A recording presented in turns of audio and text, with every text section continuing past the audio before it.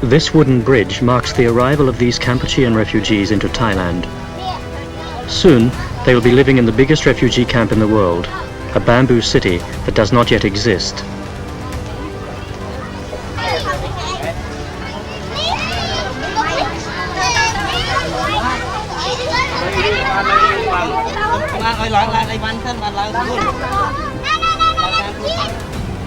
Less than an hour away by bus, Khao I Dang camp offers a temporary refuge from the continuing conflict along the Kampuchean border.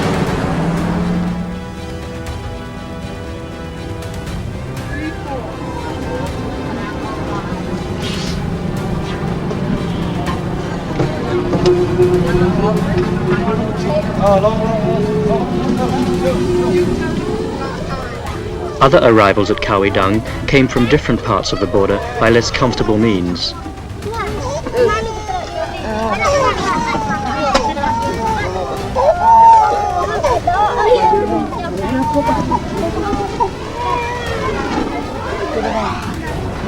On arrival, every man, woman and child was given a brief medical inspection by a team of doctors and nurses from the International Red Cross.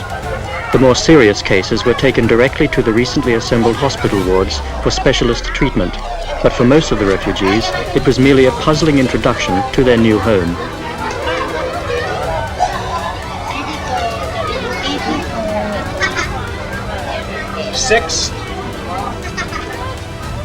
They had to walk nearly 2 kilometers to the hastily prepared site where they will build their new dwellings.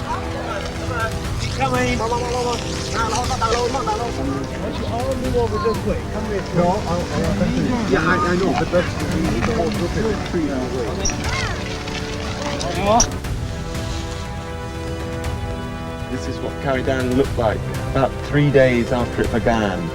On the 4th day, the Khmer started to arrive here. We had to develop the site to keep just ahead of them. We'd come here and been shown a piece of pretty desolate hillside and told that it would be necessary to move up to 200,000 people here. Initially we expected arrivals might be up to 10, 15,000 a day. In fact, they were never more than 7 or 8,000. To meet that though, it meant we had to develop the camp section by section to try and keep just a day or so ahead of the arrivals. In consequence, we put in the basic infrastructure, the roads, the water tanks and the toilets. And by day 4, when the first refugees arrived, we had prepared the first section. The groups of 100 separated into smaller sections for distribution of bamboo and plastic. The Office of the United Nations High Commissioner for Refugees created the basic infrastructure of the camp, but all of the really time-consuming work was done by the refugees themselves.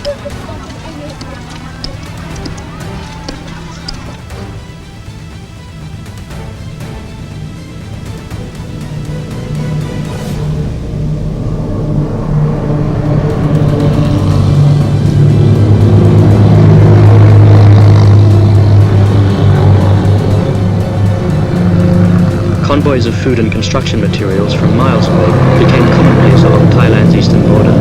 Hundreds of tons, sometimes thousands, were shifted along a road system that was designed for a fraction of that amount. Items such as thatch and bamboo were readily available within Thailand, and other essential supplies were provided through international support. One fortunate development was that Thailand is one of the world's leading rice exporters, so all of the grain provided at Khao I Dang could be purchased by the United Nations within the country.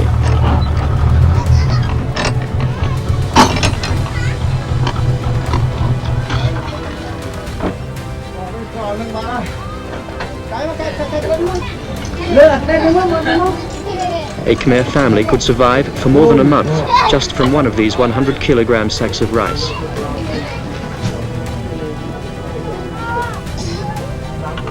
The refugees received all of their essential rations and cooking utensils from the UNHCR: rice, dried fish, cooking oil, and some fresh meat and vegetables.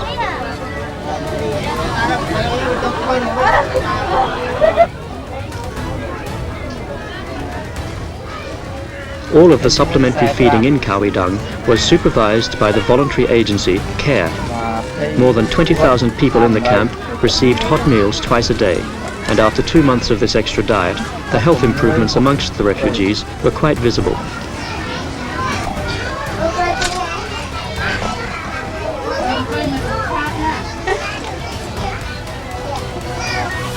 A group who worried us before the move began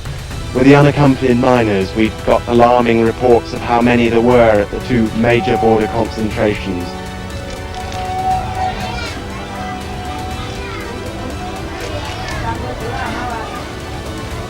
There were more than 1,000 unaccompanied children in the camp.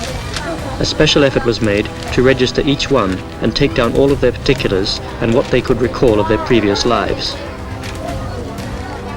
A tracing program enabled officials to reunite some of the children with parents and relatives, but for others, no such happy ending was possible.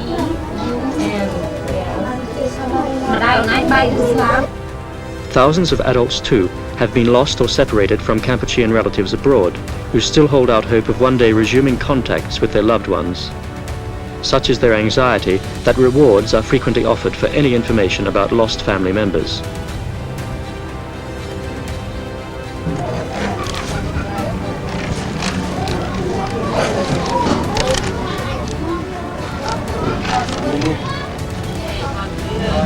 There was a constant flow of letters and telegrams between Khao I Dang and the rest of the world, with the International Red Cross acting as the post office.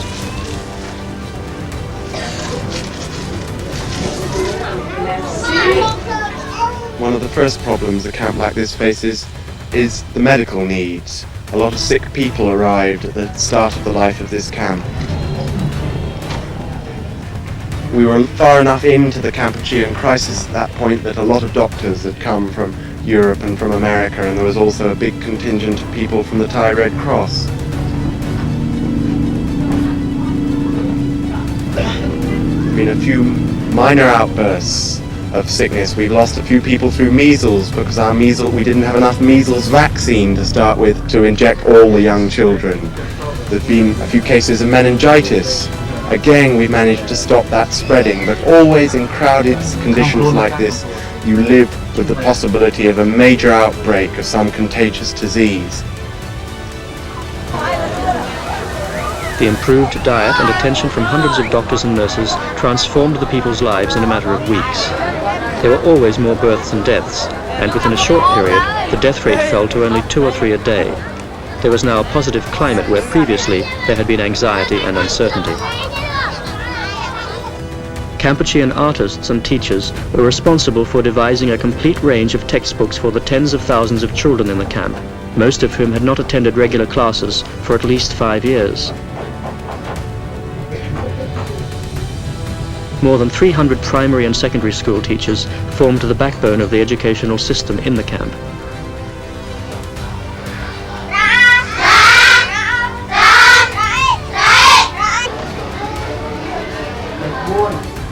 Classes started just after dawn and continued throughout the day in 2-hour shifts in order to reach the greatest number of children.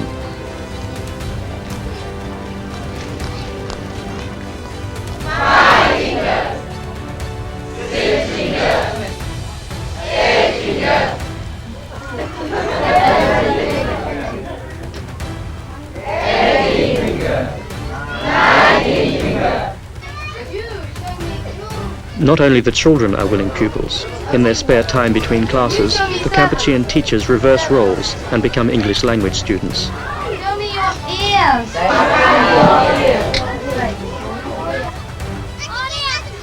Khao I Dang's basic needs of food and water, health and education were all met due to the willingness of both officials and the Kampucheans themselves to work together. The more complex problem, though, of finding a durable solution to their plight cannot be answered within the 3 square kilometers of Khao I Dang camp.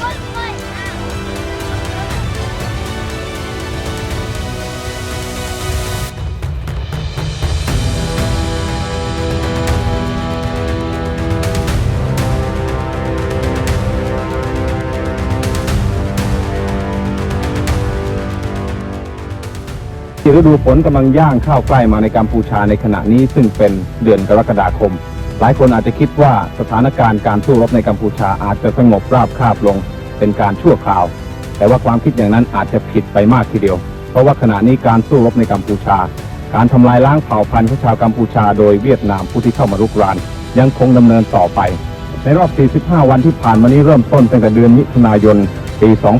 2526 ชาวกัมพูชาอพยพหนีภัยสงครามภัยการรุกรานจากเวียดนามจากดินแดนภายในเข้ามาทางภาคตะวันตกของกัมพูชาที่หมู่บ้านแห่งนี้ที่มีชื่อว่าอัมเภอ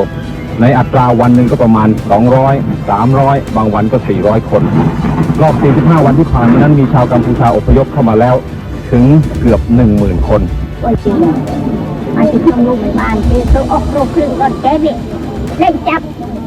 คุณยายอายุ 65 ปีจากอำเภอตะวายเจ็กจังหวัดพระตะบองได้กล่าวว่า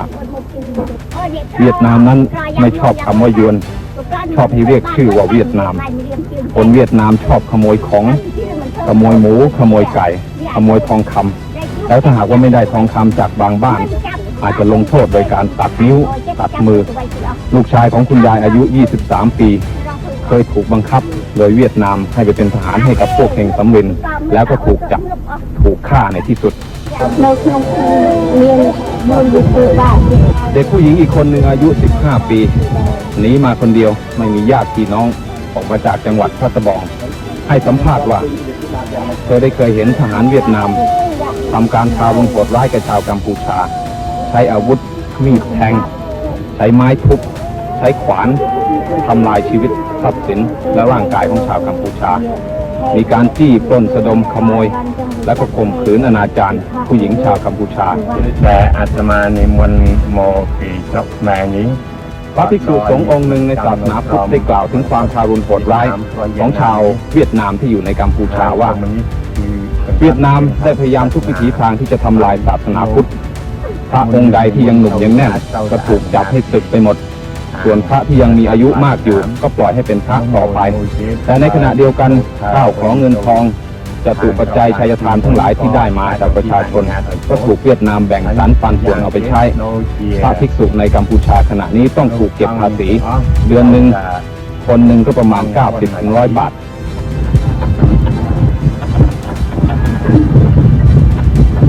ตั้งแต่ปีพศ 2518 เป็นต้นมาจนกระทั่งปัจจุบันนี้ปีพศ 2526 เป็นเวลา 8 ปีแล้วชาวกัมพูชาอพยพเข้ามาอยู่ในดินแดนของไทยภายใต้การอุปถัมภ์ค้ำจุนการอนุเคราะห์ของไทยเป็นจำนวนรวมทั้งสิ้นประมาณ 600,000 คนและขณะนี้ในวันนี้ยังเหลืออยู่ประมาณเกือบ 200,000 คนรวมกับชาวกัมพูชาที่ยังตั้งถิ่นฐานอยู่ติดพรมแดนไทยอีกประมาณ 200,000 คนก็เกือบ 400,000 คนเข้าไปแล้วการแก้ปัญหาผู้อพยพชาวกัมพูชาจะต้องตัดไฟตั้งแต่ต้นลมไม่ให้มีการรุกรานกัมพูชาโดยเวียดนามอีกต่อไปถ้าทำได้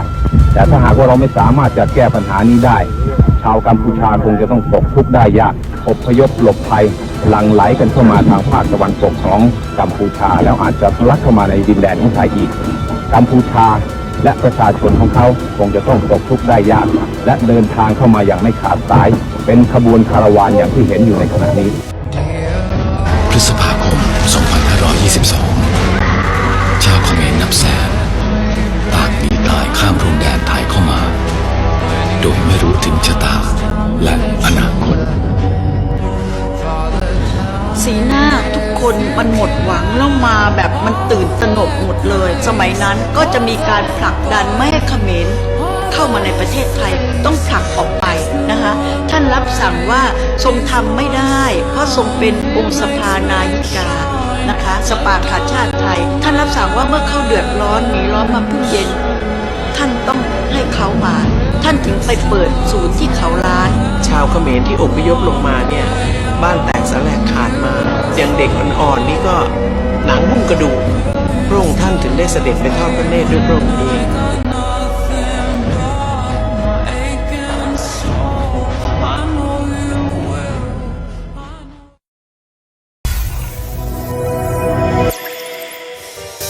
คิดเห็นอย่างไรก็แสดงความเห็นไว้ในช่องคอมเมนต์ได้เลยนะครับถ้าถูกใจคลิปนี้หรือช่องนี้ช่วยกดไลค์กดติดตามหรือกดแชร์จะขอบพระคุณเป็นอย่างสูงเจอกันใหม่คลิปหน้าสวัสดีครับ